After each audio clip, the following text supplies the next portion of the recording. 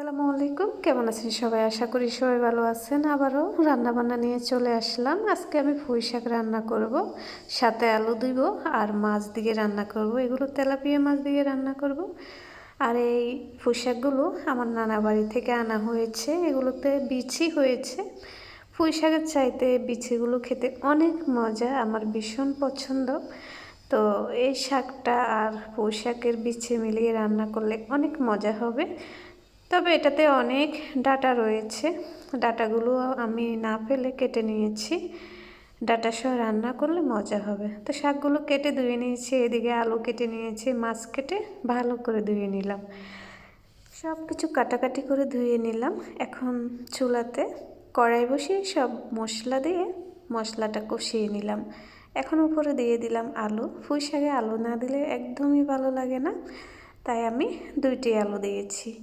আলুগুলো কিছুক্ষণ আমি কষিয়েছি। এখন উপরে আমি শাক দিয়ে দিলাম।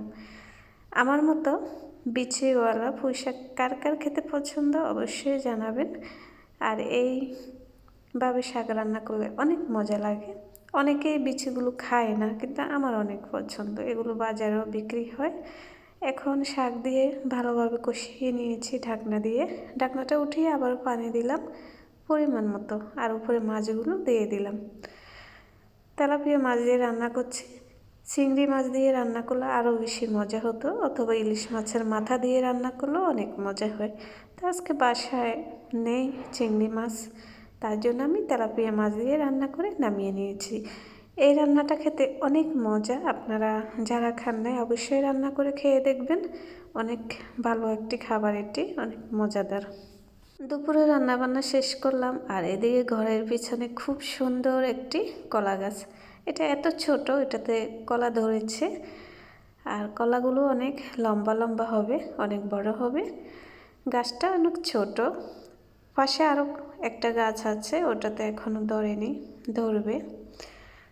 এত ছোট ছোট কলা গাছ আমি কখনো দেখিনি, বা এই গাছে এত বড় বড় কলা ধরে এই প্রথম দেখলাম। বিকেলবেলা একটু ছাদে আসলাম। সিম গাছে প্রচুর ফুল ধরেছে আর অনেক সিমও ধরেছে।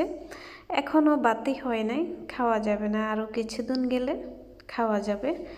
এখনও ছোট ছোট সাদা সাদা ফুল, খুবই সুন্দর। এই সিমগুলো খেতে অনেক মজা। এগুলো রান্না করলে একটু শক্ত শক্ত হয়। আর আমাদের বাড়িতে প্রচুর আম গাছে ফুল ধরেছে, সবগুলো গাছে ফুল ধরেছে মাশাআল্লাহ। এখনও আম ধরে নাই। ভিডিওটি কেমন লেগেছে জানাবেন সবাই। আজকে এই পর্যন্তই।